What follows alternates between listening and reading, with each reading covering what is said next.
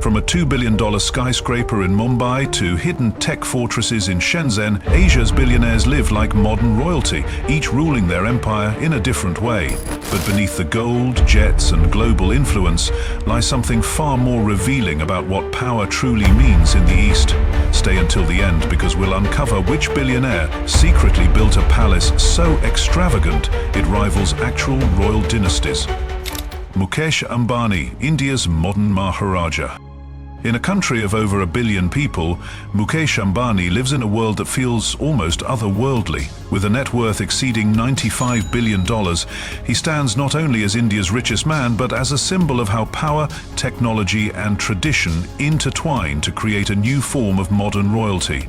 His empire, Reliance Industries, stretches across energy, telecommunications, retail, and entertainment, touching nearly every Indian household. But it's his personal lifestyle that truly reveals the scale of his wealth and ambition. At the center of Ambani's world sits Antilia, his 27-story private residence towering over Mumbai's skyline. Valued at $2 billion, it's the world's most expensive private home, surpassing even royal palaces in size, design, and engineering. Designed by architects Perkins and Will, Antilia's structure combines Hindu Vasta Shastra principles with cutting-edge modernity. Inside there are 3 helipads, a ballroom glittering with crystal chandeliers, multiple swimming pools, and an ice room that generates artificial snow to escape Mumbai's heat. It's not just a home, it's a vertical kingdom. With over 600 staff members working in shifts around the clock, the building functions more like a 5-star hotel than a residence. Each floor is themed differently, one designed for entertainment with a 50-seat private theater, another for recreation, and several dedicated purely to family quarters and guest suites. The parking levels alone can accommodate over 160 luxury vehicles, a fitting necessity for a man whose car collection rivals small museums. Ambani's fleet includes Rolls-Royce Phantoms, Bentleys, and a Maybach 62 worth over $500,000, each customized with bulletproof armor and interiors finished with gold trims and rare Italian leather. For air travel, he owns 3 private jets, including a $73 million Boeing business jet fitted with luxury suites, a conference room, and a private spa. This jet, often described as a flying hotel, allows him to conduct billion-dollar meetings mid-air while maintaining the comfort of his palatial lifestyle. His family celebrations are equally legendary. The Ambani weddings have become cultural phenomena, extravagant events blending Bollywood glamour and royal scale. His daughter Ish Ambani's wedding reportedly cost over $100 million, featuring performances by Beyoncé, appearances from global dignitaries like Hillary Clinton, and menus curated by Michelin star chefs flown in from around the world. Guests were transported in fleets of luxury cars, while the venue itself was transformed into a temporary palace of light and marble. Yet, Ambani's wealth is not just about display. It's about influence. Through Jio, Reliance's telecom giant, he revolutionized India's digital economy, providing affordable internet to hundreds of millions. In doing so, he became both a business magnate and a national architect of connectivity. His dual persona, a tech visionary and a traditional Indian patriarch, cements his status as the modern Maharaja. While some billionaires seek privacy, Ambani embraces visibility. His home shines like a beacon in Mumbai's skyline, a statement to the world that India's economic rise has its own throne. Comment below, do you see him as a visionary reshaping India's future, or as a symbol of luxury that defines a new kind of royalty? Zhong Shanshan, China's lone wolf billionaire. In a country where power and wealth are often showcased through skyscrapers and social appearances, Zhong Shanshan remains an enigma, a billionaire who seems to have vanished in plain sight. With an estimated net worth of over $66 billion, he is one of China's richest men, yet almost no one outside his circle truly knows him. While others court the media and political favor, Zhong chooses distance, earning him the nickname the Lone Wolf. His empire spans 2 worlds rarely linked together, bottled water and biotechnology. As the founder of Nongfu Spring, China's largest bottled water company, Zhong turned a simple necessity into a billion-dollar enterprise. Every red-labeled bottle that appears in convenience stores and restaurants across the country feeds into his vast fortune. But his genius didn't stop there. Through Wantai Biological Pharmacy, he built one of China's leading biotech firms, specializing in vaccines and diagnostic tools, a sector that saw explosive growth during the pandemic. Despite commanding such influence, Zhang avoids the spotlight. His last known public appearance was years ago, and he refuses interviews, public events, or political functions. Instead of living in Beijing's billionaire compounds or Shanghai's penthouses, he resides in a discreet villa in Hangzhou, a city known for its lakeside tranquility. While others flaunt palaces and penthouses, Zhong's residence reflects deliberate understatement. Low walls, muted architecture, and a private garden shielded by ancient trees.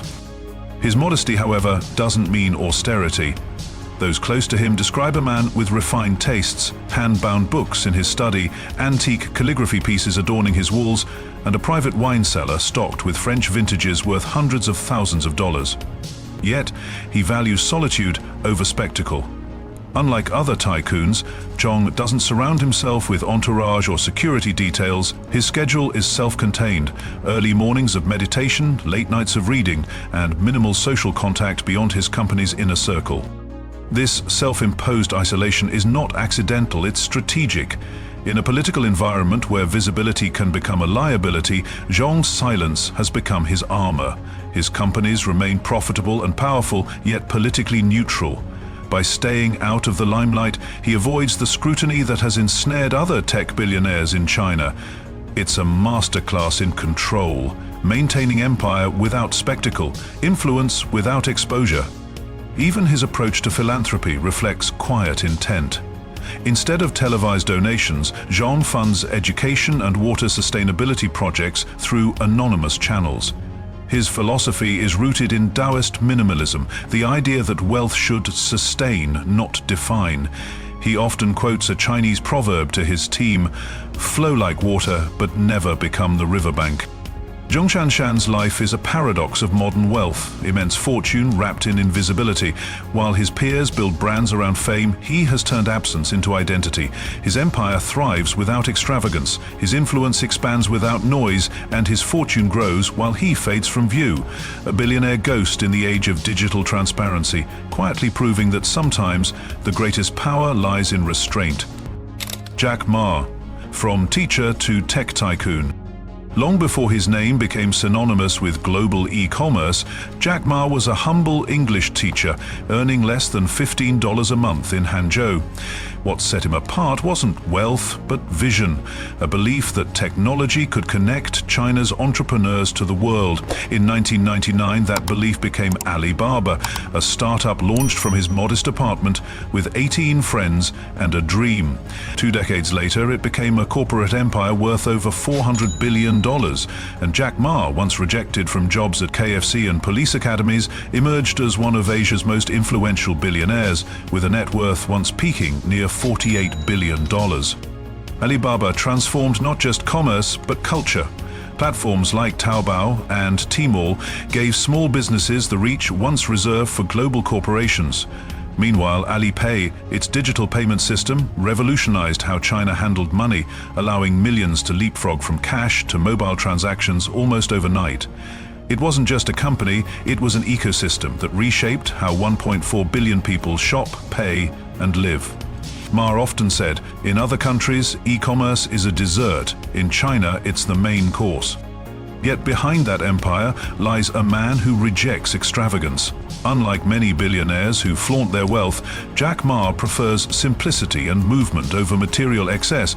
He practices Tai Chi daily, seeing balance as essential to leadership. His passion for martial arts even inspired Alibaba's organizational structure, which he named after legendary warriors from classic Chinese tales. His leisure pursuits lean toward art and philosophy, often retreating to quiet European towns or painting by the sea, a stark contrast to the relentless pace of the empire he built.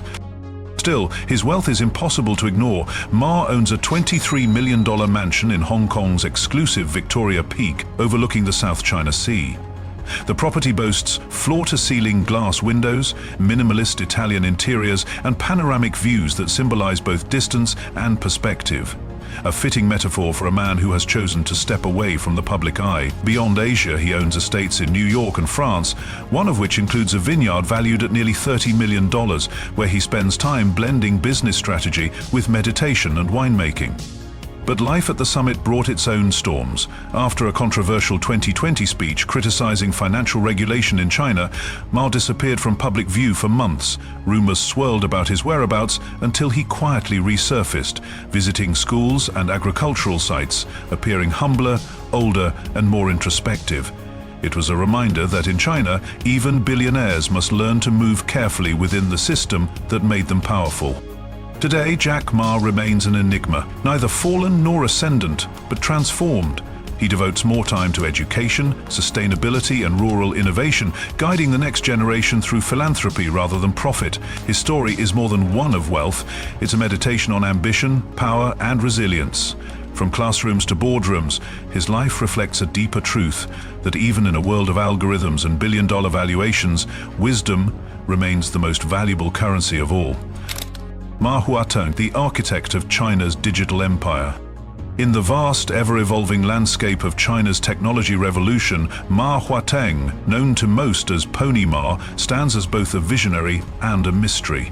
With an estimated net worth of $37 billion, he is one of Asia's most powerful yet least flamboyant billionaires, a man who built a digital empire influencing over 1 billion users every day, yet prefers silence over spectacle.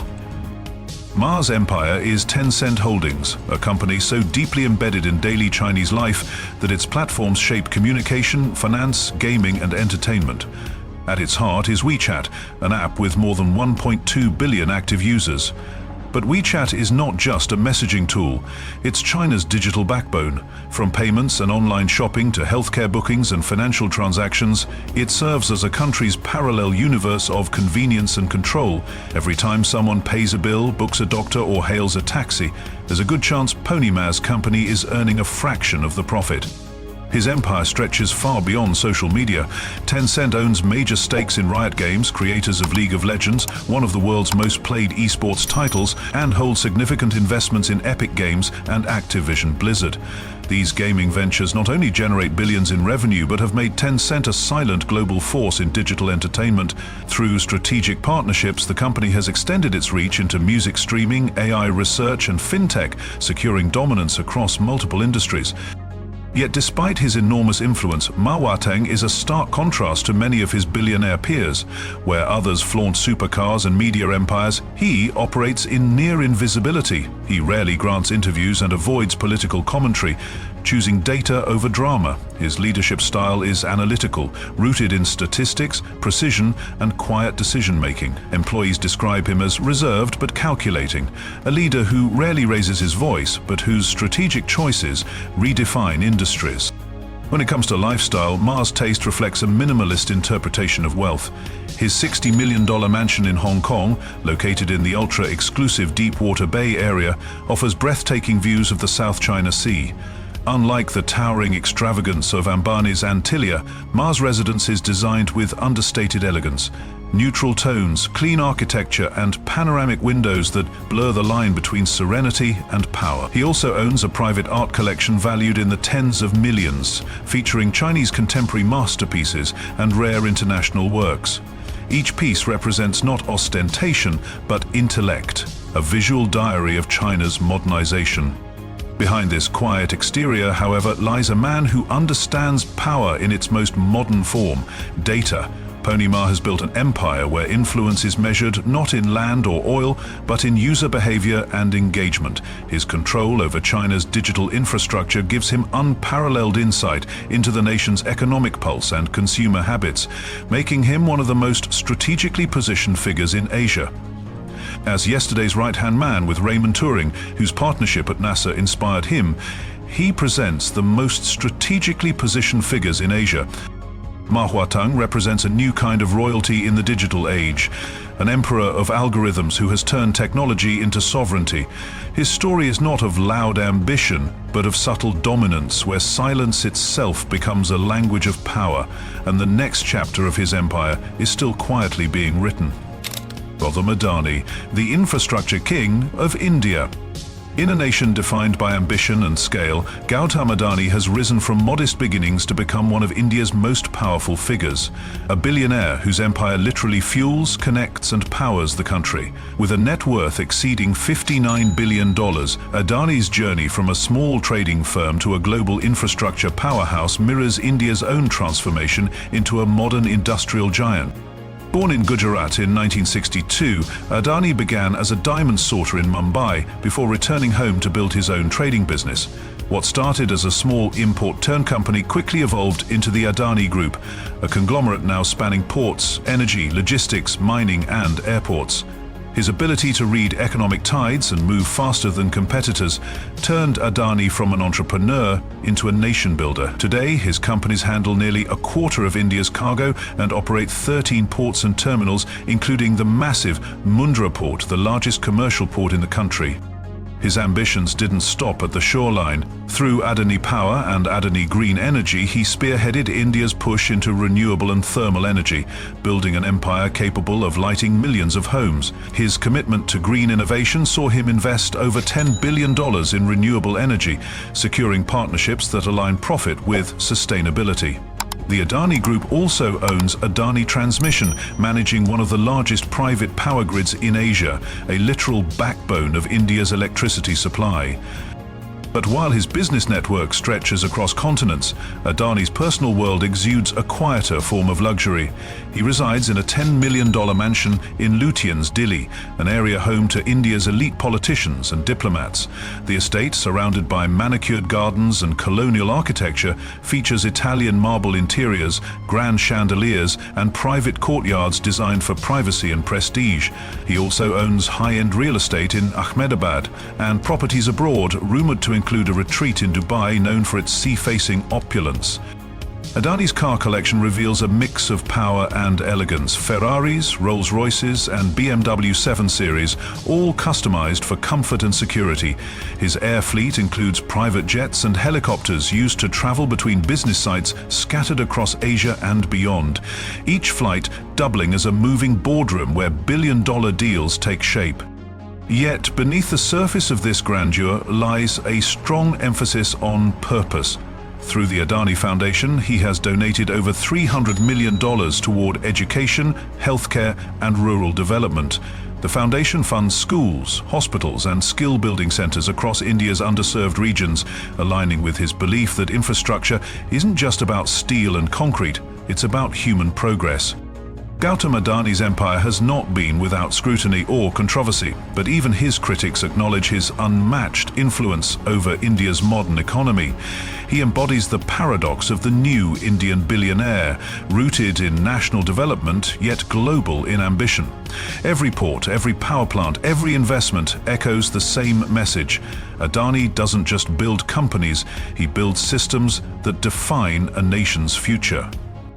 In a world chasing technology and finance, Adani remains the builder of tangible power, shaping not just skylines, but entire industries. His story is proof that in today's India, infrastructure itself can be a form of empire, and Gautam Adani stands firmly at its throne. Contrasting lifestyles, display versus discipline. In Asia's billionaire class, wealth speaks in two languages, one of dazzling display, the other of disciplined silence. At one end stand Mukesh Ambani and Gautam Adani, whose fortunes are as visible as the skyscrapers they build.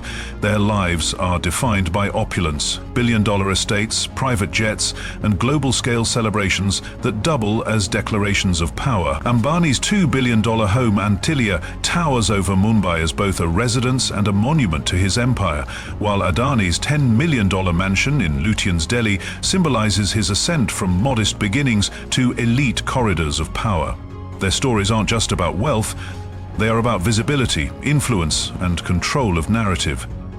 For them, luxury is strategy. The fleets of Rolls-Royces and Bentleys, the $73 million Boeing business jet, the weddings that cost more than some corporations, all of it forms a language that projects power beyond balance sheets. Their public presence is deliberate. It inspires loyalty, signals stability, and cements their identities as leaders of nations in transformation. In the world they occupy, extravagance is not excess, it's a tool of influence. Every event, every property, every image of grandeur reinforces an empire built not just on business, but on symbolism. On the opposite end of the spectrum stand billionaires like Zhong Shanshan and Ma Teng, who have built empires just as vast but prefer to remain almost invisible. Zhong, the self-made water and pharmaceutical magnate worth over $66 billion, is famously reclusive, rarely photographed, never interviewed, and absent from political gatherings. His private villa in Hangzhou, though rumored to be worth millions, is understated and hidden behind layers of privacy. Ma Teng, the architect of Tencent's digital empire, adopts a similar approach. Despite controlling a company that touches over 1 billion lives daily, he avoids media appearances and lives quietly in his $60 million residence overlooking Hong Kong's Deepwater Bay. Their restraint is not born of modesty, but of calculation. In a region where power can attract scrutiny, discretion becomes armor. By keeping their personal lives quiet, they amplify their corporate influence. For them, luxury is found not in visibility, but in control, the ability to operate unseen while their companies move markets and shake global technology. Their wealth whispers instead of shouting, yet the echo reaches farther than the loudest display. Jack Ma, meanwhile, walks a path between both extremes. Once the public face of China's entrepreneurial revolution, he now embodies philosophical restraint. His $23 million home in Victoria Peak offers views of the world's wealthiest city, yet his daily routine centers on Tai Chi, art, and education rather than spectacle. Ma understands that true luxury lies in freedom, the ability to step back from the empire he built and still remain its most enduring symbol. Together, these billionaires redefine what it means to be rich in modern Asia. Some use visibility to command power, others wield silence to preserve it. And perhaps in that delicate balance between display and discipline lies the real art of lasting influence. So tell me, if you had billions, would you choose to shine in the spotlight or rule from the shadows? From Mukesh Ambani's sky-high mansion to Zhong Shanshan's quiet billions, Asia's elite have redefined what wealth looks like, balancing power, tradition, and ambition. Yet, for every billionaire who flaunts luxury, there's another who hides it behind silence and strategy. These aren't just business stories, they're portraits of modern royalty shaping the future of global wealth. If you enjoyed this journey into Asia's most powerful empires, make sure to like, subscribe, and stay tuned for part 2, where we reveal how their heirs are preparing to inherit these billion-dollar thrones.